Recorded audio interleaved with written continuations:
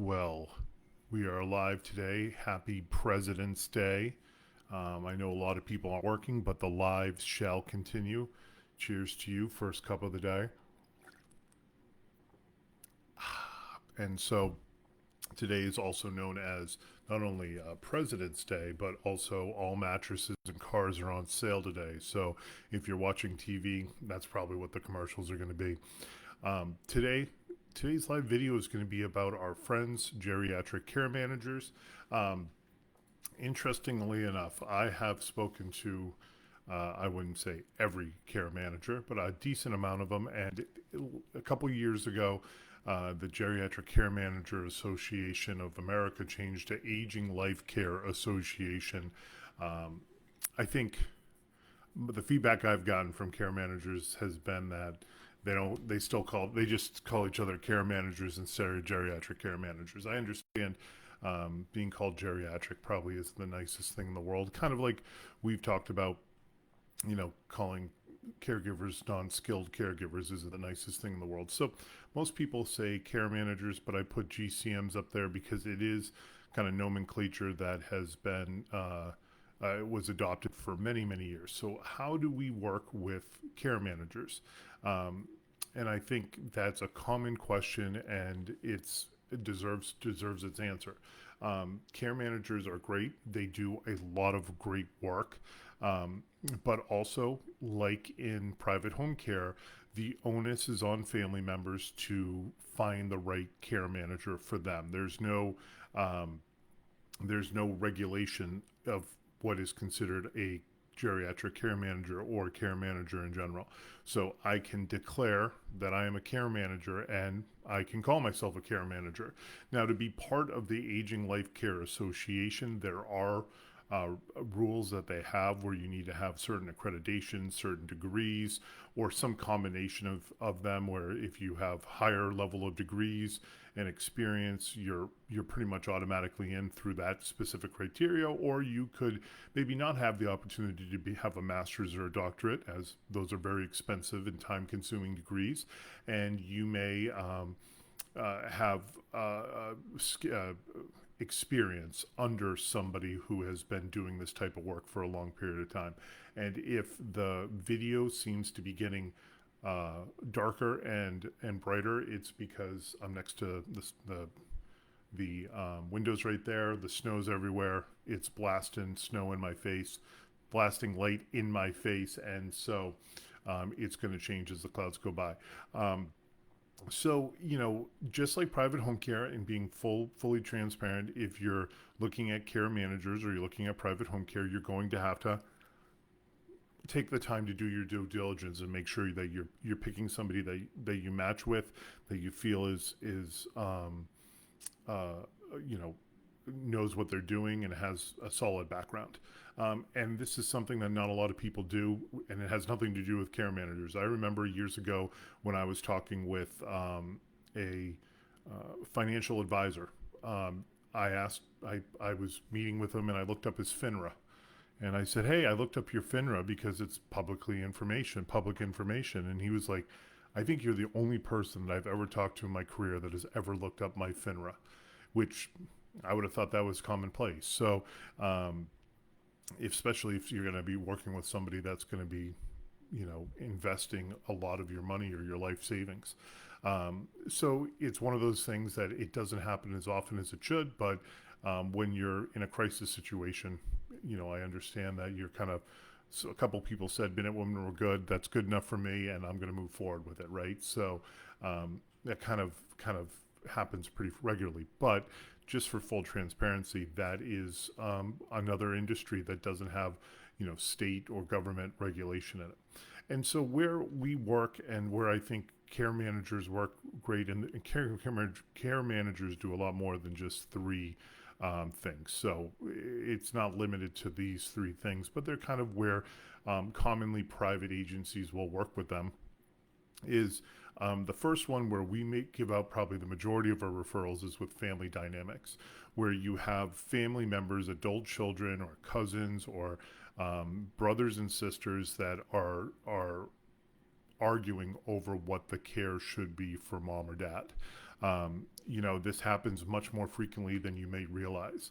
That somebody, it's usually one word against another's word. That, hey, listen, mom said, 5 months ago she wanted this, but her healthcare proxy is saying no, this is what they wanted. And then somebody else comes in from the upper deck and says, no, they wanted this. They didn't want to be at home. They wanted to be in an assisted living. And that's when quickly we realize, like, hey, listen, one of two things need to happen. One, either whoever is paying the bill, essentially, and usually that's either the healthcare proxy, the power attorney, or both, is paying the bill, is who our main contact is, and that's who we're reporting to. And everybody else reports through them, right? So, if Jane's the daughter, and she's paying the bill and signing the service agreement, that is who we're going through, and that is the final say in what type of services get delivered. And if you need anything, the family needs anything, they need to go through Jane, and Jane can reach out to us, because it's too complicated to talk to 3, 4, 5 different family members trying to get information about mom or dad. And inevitably, miscommunications happen, whether they're on the part of the office or whether they're on the part of the family. Is where we're all kind of guilty and not being perfect in communication. But then fights can happen and arguments can happen. Well, I thought your office said this and they said that, and then even more people are calling up to try to fix the miscommunication and understand exactly what was said, and it becomes very, very difficult and time consuming to have these conversations. So when there's family dynamics involved, and there are more than one chef is in the kitchen trying to make the stew, that's where we will bring it to a care manager to handle some of those family dynamics, or we'll refer it out to a mediator of some kind, where they can have these conversations and get everybody on the same page. Because the last thing we want to do is be providing care for somebody for just a week or two while other family members are upset and not happy about this, and they're fighting over everything. And then finally, and often it can happen, a family caregiver just kind of throws up their hands and says, hey, listen, I can't continue fighting this way. If they want to move mom or dad into an assisted living, I know mom didn't want that, but I cannot continue to be going to work and keeping up my household and being a good, spouse to my and parent, and then I've got to deal with this. So I cannot fight this battle anymore. We really need family members that are on the same page of what they want. And if they're not on the same page of what they want, that is where we can bring in a care manager and to be able to be a mediator and get the family on the same page. We're here to provide care to somebody. We're here to worry about what happens in between those hours that family has decided they want care. Obviously, we're concerned about the full 24 hours a day, because if something bad happens in the off hours, that affects when we would be providing care, right? So we have to be involved to a degree. But if a family member decides that they want 12 hours a day of care, then the other 12 hours that they don't want care through us, that is the family's responsibility to make sure that mom or dad is safe in the home. And so that is where we kind of say to folks, hey, listen, we're in charge of making sure the care delivery is great between the hours that you need our services. But on those outside of those hours, if you're struggling or you're having issues within the family, and we're limited to those care hours, and if there are family dynamics going on, this is a perfect introduction to talk to a care manager and see if that's the right to figure this out and come up with a solution, and to where everybody is, I guess I'll say happy, but a compromise all around of what is going to occur in this situation. And that's where care managers get referred quite a bit in home care, when there are family dynamics and there are issues or fights or disagreements within the family on what's supposed to be happening. Another area where we work with care managers is with medical appointments. Our caregivers, and quite frankly, all of us, we're not necessarily the professionals that should be going in and disseminating information to a family member who is, halfway across the United States that needs to talk to a doctor. Now, things have changed since COVID with Zooms and online portals and being able to get the exact notes from a doctor in the portal by being able to log in. We have Tufts Health Insurance, so they have a portal you can log into and get information and notes and ask the doctors questions, and I'm sure do video conferencing and things like that. But before that became kind of commonplace, sometimes we would be asked by family members, can your caregiver take down notes in the doctor's office and let us know what their advice is or what they're seeing or things like that. And that was always a no-no. If you want somebody to do that, definitely having a care manager go in there. There are some challenges involved. One, our caregivers are not medical professionals. Two, typically English is a second language, so there can be communication errors in general. And kind of to be to that,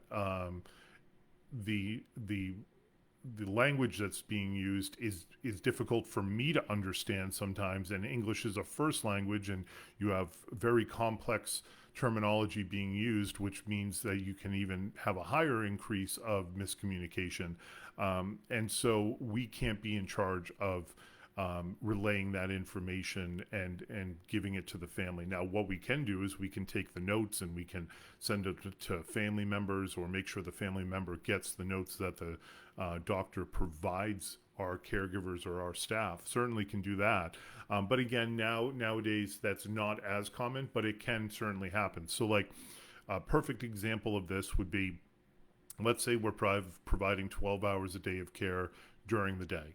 And then at night there is a fall and that person goes to the hospital. Well, our caregiver often will kind of go to the hospital just to keep our client comfortable, keep them happy, make sure that they're engaged, making sure they're just safe, having somebody be there, especially if family lives out of state. But where a care manager can come in and do a really great job is being an advocate for that individual within the healthcare system, to be able to visit, talk to the doctors, and give family members what their options are and have them make an informed decision. Like, that's something that we can't do. We can be there to make sure that client is comfortable, making sure that they have some companionship, that they have somebody around that they can talk to, so they're not just sitting in a bed watching TV for their whole hospital stay. They have some interaction, engagement with somebody that they know. But we can't advocate on behalf of the client, one, because we're not a healthcare proxy, and two, that's not what we're designed to do, right? We're here to help with ADLs, and we're here to help with providing care for somebody who has dementia. So that is where we would immediately refer out to a care manager and say, hey, listen, we have a client that is in the hospital. Their loved one needs somebody to advocate for them while they're in the healthcare system, maybe going from a hospital to a rehab to a VNA when they get home. And then can you be that eyes and ears for us so that we know what our options are and we have somebody that's advocating for our loved one? That's something that can happen pretty regularly, especially as family members live further and further apart these days, which feels much more common. And then another area that we work with care managers is with ongoing care, that a care manager has a client that they've been working with for a long period of time, and they have gotten to the point that they need home care services. They need a level of care that a care manager cannot provide. And that is where we can come in and work with that care manager to, in conjunction, assess the situation, assess the needs, create a tailored plan for that client, and keep communicating updates through the onboarding process. And then, of course, like we've talked about in the video that we did on Saturday, ongoing collaboration and communications, about collaboration and communication. And usually the best practice is, having and arranging a monthly review meeting with the care manager and our staff, our coordinator, to discuss the overall process, refine care strategies, and make any adjustments that are needed, talk about challenges that we're experiencing, talking about successes that we're experiencing, and then, making sure that that things are going smoothly. And so that's something that's pretty commonplace in the home care world, when a care manager makes that referral, they'll be still advocating for that client and communicating with the family and letting them know how things are going. Where it can get now, this is where different care managers work a little bit differently, but in theory, and my feeling with private home care is that if a family feels that they need to hire a care manager to manage us, then we're probably not doing our job correctly, right? There's a difference between collaborating and working together, and then a situation where a family feels that they need a care manager to have eyes and ears on what's going on in the home. That should be our job. And I don't take that as like a threat, like, oh my gosh, like we can't have this care manager in here because they're going to see how the sausage is made. I think we've made it very clear we're transparent about the good and the bad that can happen in private home care. But with that being said, that to me would be a red flag in saying we must be doing something wrong. There has to be a concern that a client is looking at it saying, I can't essentially trust this home care company, and I need a care manager to be overseeing the situation. Now, maybe that's not always the case, but that's where I would come from and saying, hey, listen, maybe we're not doing something right. How can we improve this? Because if we have a care manager that is being hired by a family to manage us, then that to me is a deficiency in the level of service and the level of care that we're providing. So it doesn't necessarily mean that care manager, we'd welcome it if a care manager said, hey, listen, there are some things that I think you could be improving on. I'm happy with what you're doing, but you could be better, which we certainly all could be. I'm certainly open to constructive criticism in hearing that. So I don't want to make it sound like I wouldn't want that to happen. I just look at it as we should be providing a high enough quality of care that a family doesn't feel that they need that. Or the other part is we should be communicating enough with the family that they feel that they don't need to hire somebody privately to communicate with us so that they can get communication with the care manager. So I would say that if you're a family, whether you're in Massachusetts or you're throughout the country, and you're feeling that you have a home care agency and you need a care manager to manage that agency for you, that should be a red flag for you. That should be, hey, listen, I would write down some of the issues that you might be having and saying, hey, we're considering going down this road because we're seeing X, Y, and Z. Now, maybe there's an angle I'm not coming from, and I'm certainly happy if you in the comments if you have feedback or you've had experiences with this, and maybe I'm not seeing something.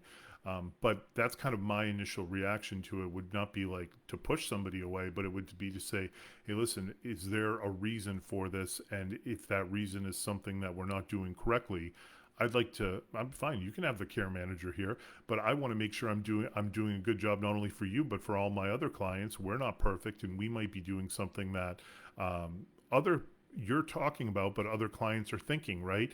The person that raises their hand and has the question, more than likely there's a bunch of people in that room that are thinking that very question. And if that's an issue, then we want to address that so we can become a better company. But care managers are certainly welcomed, and I think it's always a good thing to have collaboration with other folks that are in the senior care world. Now, there can be agencies that don't want care managers involved in things, and we've had this situation happen. But like, this is part of senior care. We had a situation with a care manager that we were hired by the family, and then they hired a care manager, and that care manager recognized that they could be better suited through using a VA program, and there would be less of an out-of-pocket cost. And so that care manager called me up and said, hey, listen, I'm going to do something that you're probably not going to love, but I'm going to recommend that the family discharge from your services and move to a competitor because they have a contract with the VA, and they would be able to save a significant amount of money using the VA. And business-wise, I didn't love that. Who would? But from a client care perspective and from a money perspective, if that was my mom or dad, I would want to be utilizing all the benefits that they have, right? So again, it goes back to that collaboration. She was calling us up to say, hey, listen, I have to make this recommendation because I have to advocate for my client and do what's best for them. It's not about your quality of care. You're doing a great job. But if I can save them 30, 40% or whatever it was on services because they can go and get this VA benefit, then I have to do that. And she wanted to make sure that that relationship wasn't broken with us. And, you have to, at that point in time, you swallow your pride a little bit and you say, hey, listen, you're doing your job. You're advocating for your client. And of course, if that was my mom and dad, I would want you doing the same thing. At the time, we didn't even know they had this benefit. I think it was many years ago, so I don't remember every detail of it, but we didn't even realize that they had this benefit at the time. And we understood, it was one of those situations. Well, this stinks. We're losing a client, but at the same time, they deserve to get the benefits that they are entitled to. So that I think is where sometimes home care companies can be worried about working with a care manager, because sometimes they may make a recommendation that's the opposite of what the home care company wants. Maybe they say, hey, listen, you know what? Your mom would be better suited in an assisted living, and we can move mom into an assisted living. Or care manager may say, hey, listen, I have a relationship with another home care company that I think does a fantastic job, and I think you should move over to them. Those things can happen. They do happen. But at the end of the day, especially with the last one, if they're wanting you to move to another home care agency, and then maybe there's a reason for that, right? Maybe it's because you're not doing as good of a job as that other home care company is, and that's an opportunity, as much as it may hurt, to have an honest conversation with a care manager and say, hey, listen, I understand you're advocating to move away from a home care agency, but why is that? What are they doing so well that makes you more comfortable with them, that we could improve upon our relationship and with our clients down the road? So I think if home care companies look at it and say, hey, listen, I'm willing to kind of look in the corners and see where the dirt is and see where we could be improving, care managers are certainly going to respect that, and they're going to be, and hopefully they're willing to have an honest conversation about, hey, listen, this is why we're making these changes, and this is where I think you're doing a good job, but here's where maybe you could improve on some things. And typically home care companies know this, right? Home care companies know, like if they're doing a good job with a client or not, right? We've had our challenges in doing this for 15 years, being in business for 55, where just in sometimes nothing goes right. As hard as you try, the harder you try, the more challenges that you face, and maybe the more service failures that occur, and then you have to sit there and do a really kind of do a post-mortem of like, hey, listen, we really made a mistake here, and how do we fix this so that this doesn't happen again? And I think that's where home care companies can get worried about care managers, because it's accountability and it's transparency. And but at the same time, these care managers know, they're not dumb. They know the challenges that home care companies face. They know that it's not an easy industry to be in. I just was at a networking event with a care manager who said, and she's being nice, but she's like, I think you're nuts for being in home care. Like, and I understand where she was coming from. Like, your reputation is out of your hands. It's based on the people that are providing care, while my reputation is all based on me and what I can control. So I can control my tone. I can control how my customer service. I can control the way I act when I'm having a good day or a bad day. While you don't have that luxury of being able to control how your caregivers react to every situation, and that can be a real challenge. And I said, it absolutely is, right? A caregiver can be having a bad day and react poorly, and it hurts my reputation. And that's part of this business and the struggle when you have employees.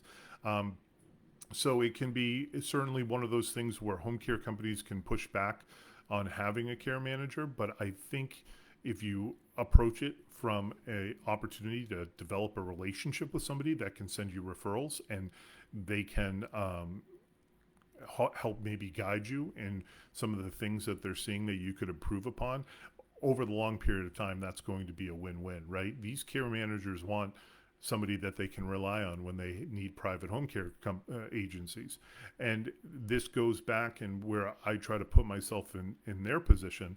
When you have an industry, especially in Massachusetts, that is a bit of the Wild West, well, they see a lot of agencies that just treat their caregivers as if they're just commodities, and they're throwing a warm body and a heartbeat into a client. It goes back to the ability, availability, and personality. And there are agencies out there that just go off of availability. The first person that has this is the first person that raises their hand to accept the shift gets the shift.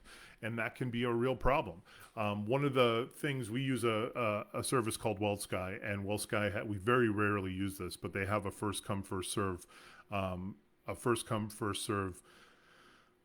service within their software that you can pick caregivers and you can send them the shift, and the first person that replies yes will automatically get the shift, and they'll be automatically put into the schedule, it's a nice feature to have. The problem with that feature is if you pick every single caregiver that you have and say, hey, the first person that says yes to this is going to get that shift, versus taking the time and saying, hey, listen, we think there are 6 or 7 caregivers that would be really good for this shift. How about we send that blast out to just 6 or 7 caregivers, and the first one that can pick up these shifts will get the shifts, right? That's where it should be utilized, not in just anybody and everybody that you send it out to. So that's not a dig at WellSky. That's saying, hey, listen, sometimes these care managers' experiences with home care companies can be really rough, and they can sit there and say, hey, listen, my experience has been these companies just throw a warm body in there, and because of that, I've got to manage them, and I'm going to advocate for my family members based off of those previous experiences. So if you're a home care company watching this, take that as that. I look at that, as sad as it is to say, I look at that as the bar's so low, right? The bar isn't even that high. If you can do more than what everybody else is doing, then you're going to be their preferred provider. And then if you keep improving on that and setting your bar higher and higher over time, everybody's going to be here and you're going to be up here, and it's going to be a no-brainer who these care managers are going to go to. And if you don't think these care managers talk, well, you're wrong. They're all talking. They're all having discussions at their ALCA meetings. Who are you using in the Boston metro area and the Northwest? Well, we use this company, and Minute Women. Those are the ones that we think are doing a good job. And hopefully we're in that conversation. But if we're not, I want to have a conversation with that care manager to say, hey, what did we do that caused you to lose faith in us? And what can we do? Or maybe we have a conversation that something happened 10 years ago where, yeah, we were wrong, but in the 10 years that we've been in business since you last had an experience with us, we've changed a lot of things, and we've changed a lot of policies, and we've improved things. And, love to have that conversation with you about what we're doing and how we're doing it differently. So I think, where home care companies get rather concerned with having a care manager involved with their clients or shared clients, look at that as an opportunity to develop a good, strong relationship. And not all care managers are the same, right? Some care, just like home care companies, there are some care managers that do a fantastic job. There's some care managers that may not be the right match for you because how they run their business is different than maybe how you would prefer to work with a care manager. So that's not going to be the right collaboration. That's part of reaching out and developing relationships and partnering with different people. So those are the 3 ways that I find that we work most with care managers, is with those family dynamics, medical appointments, and then ongoing care where the care manager is involved. And then we're having regular conversations with the care manager on how things are going. And that's a win-win because it continues to develop the relationship with the care manager. It keeps them informed of what we're doing and allows them to understand that when there's a problem, we're on top of it to fix it as quickly as possible, right? Like I've said, there will be turbulence, right? And it's about minimizing how much turbulence there is.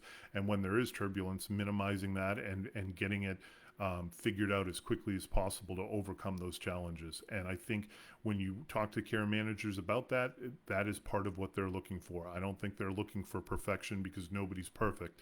But when there is an issue, they want to know that it will be taken care of and we're going to be doing a good job. Now, for example, we talked about the snowstorms. The snowstorms last week, we had another snowstorm this week.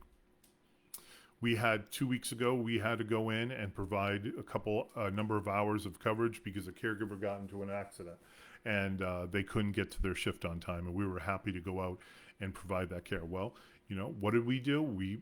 I was up at 6 a.m. outside shoveling that wet snow, clearing off the cars. It took me like 2 hours to do everything, but I got one car freed up as quickly as possible within 30 minutes of getting out there, so that if and when we had to go out and cover a shift or drive a caregiver somewhere, we were able to do that. Now, fortunately, this week, we didn't have any of those problems. All the caregivers made it to their shifts on time. I think, we had somebody that was late by 5 minutes, which, I think the family understood with the level of snow that was on the ground and how icy it was.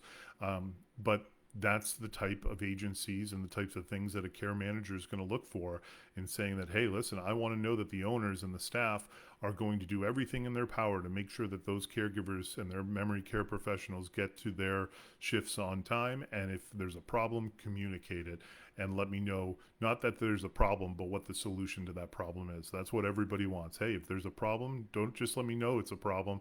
Let me know what the plan to fix that problem is and keep me updated along the way. And I think when home care agencies are looking at working with care managers, talk to them. Say, hey, listen, what do you want from me to be able to earn that trust and earn those referrals? And you'll find a lot of commonalities between what I'm saying and what care managers are looking for. So anyways, cheers. I'll leave it at that. And 30-minute video. I can't believe I can talk this long, but I guess I can. 30-minute video on all about care managers and working with home care. I hope you enjoy the stay. If you have the day off, I hope it's enjoyable. If you're working, I hope you get a lot done. Cheers and have a good one. We'll catch you tomorrow.